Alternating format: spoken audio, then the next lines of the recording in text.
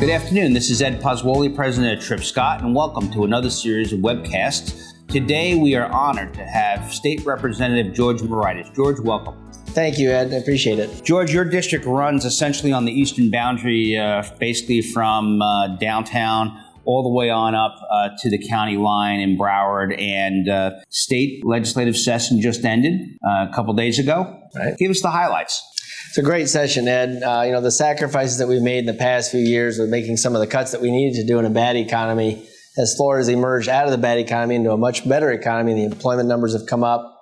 We have more revenue in the state budget. And so one of the things we were able to do was to provide tax relief to our hardworking citizens. And that was really a big priority of the governor and myself and many of my colleagues. The state has a big, now a surplus, and so we have the highest bond rating in the country, but we were also able to do a lot of the critical infrastructure projects, fully fund education, and the healthcare programs as well. What about the school credit, the shopping days, the tax-free shopping days? Were those? That's a very popular program, Ed. Thank you. We've done that the last several years since I've been in the legislature. It's a way to encourage people to buy things before their children go to school, and to show a commitment from the state that we're supporting your children as they get educated by providing the sales tax relief. And that's been very popular. And once again, we passed that this year as well. Was it 3 days in August? Just 3 days in August 1st, 2nd, and 3rd. Okay. And it's a very popular program. We've done this the past several years in the legislature. And again, it's the right thing to do to help parents as they prepare their children for school. And so we were excited to pass that once again to provide more tax relief to our Florida families. The other tax-free days were around hurricane preparedness, right? Yes, that's correct. There's a hurricane preparedness holiday from May 31st to June 8th this year for supplies such as fuel tanks, flashlights, those sorts of things. In preparation for hurricanes. Well, we hope we won't have a hurricane, so we never want to say that, but it does help people to get prepared. We always should be prepared. Let's refocus on education. Full funding of the universities. I take a tuition on the university side was kept where it is, right? Yes, we talked to the presidents of the universities, and they've agreed to keep the tuitions frozen this year because we've put in such a big commitment from the legislature. As we had an old former chairman of the education committee used to say, you can get there's two ways to fund education. It's either taxes or it's tuition. And so the last several years, in these difficult budget times, we've had to really lean more on tuition to support the universities. But now that we're coming out of it, again, as a result of some great decisions that we made, with the money we have now, we can freeze the tuition because it has been difficult raising tuition the past several years. And then one other thing on education, there was the immigration issue about immigrants or illegal children of illegals now enjoying in-state tuition breaks. How did that break down?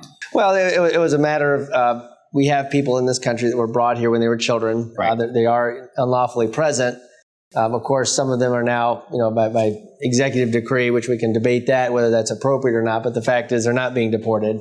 And so what do we do with children like this? I mean, they've gone to our high schools, they've graduated, now they're ready to participate in the economy. And just for many of us on both sides of the aisle, we felt it was the right thing to do to encourage them to get an education in Florida.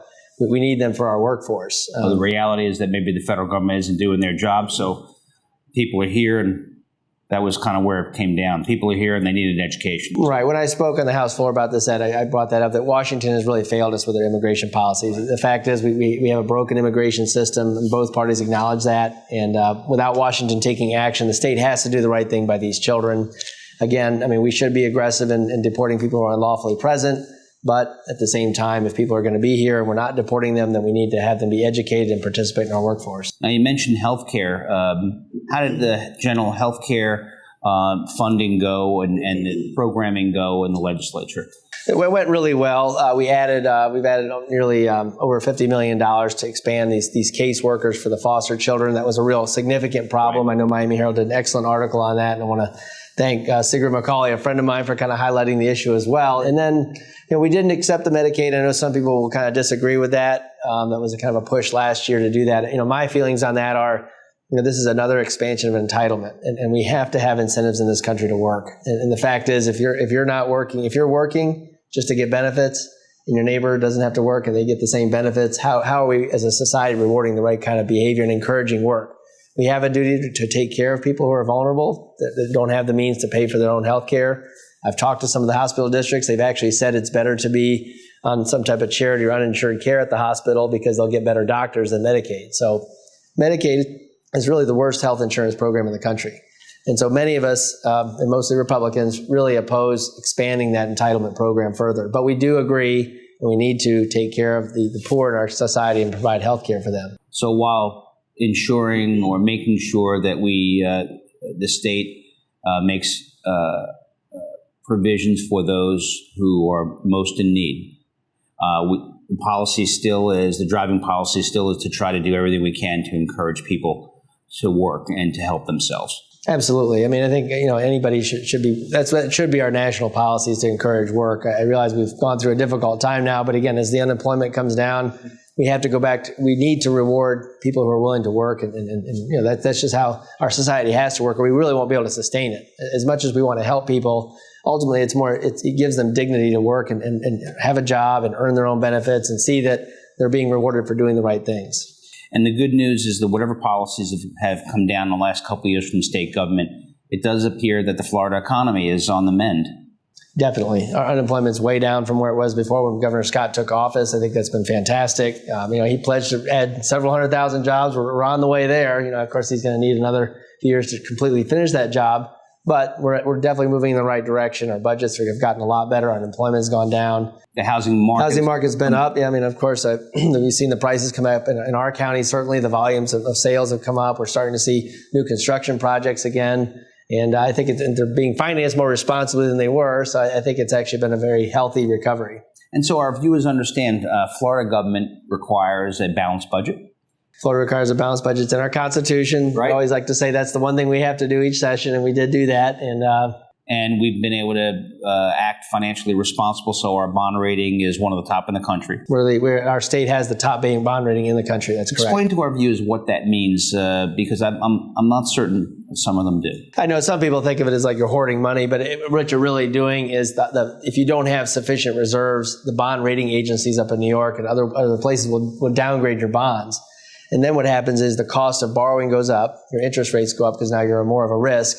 And so as the interest rate goes up, of course, now more of your resources are being diverted into interest than into the programs such as the port and the airport. I know we haven't gotten into some of these things, but the truth is you want the money to go for education, infrastructure improvements, the healthcare that we talked about, not interest. And so having an adequate and sufficient reserve and having the best bond rating in the country really helps our state in a lot of ways. George, you represent kind of a combination of environmental jewel as well as business activity in Broward. The port and the airport, right. The airport expansion, the port expansion, and beach renourishment as a driver of tourism. Florida experienced one of its greatest tourism seasons on record. Where do you see that going over the next year, and where do you want to take it? Well, I think we need to continue the infrastructure. The airport project is nearly complete. That's fantastic. We are one of the few locations in the country to have an airport located that close to a seaport, and now we're bringing our rail right down to the seaport as well. So I see this as becoming more and more of a trade hub, which is what we really want to be. Panama Canal is expanding. The larger ships are starting to come into the port. We need to dredge our port deeper. The state understands that. We're close with the Corps of Engineers being approved, and Port Director Cernak has done a great job.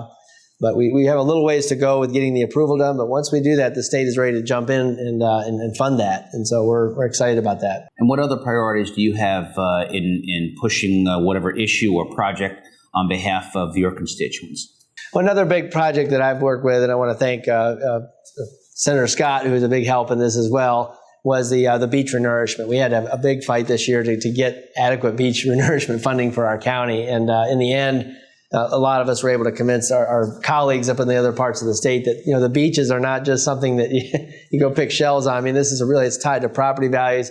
As you said, tourism is one of our largest sectors of our economy. So having a viable and an excellent and a world-class beach, which we have, but we have a responsibility and a duty really to keep it that way. And so there are certain sections that need the extra sand right now. And I'm proud that the county's going forward with a $40 million project to put more sand on the beach, and the state's participating in that. We gave $5 million last year, another couple million this year, but it was another big struggle this year to do that. But we were able to convince them in the end that this is really an important part of our economy. That's because that's one of the areas that both economic, environment, and property interests all meet and support.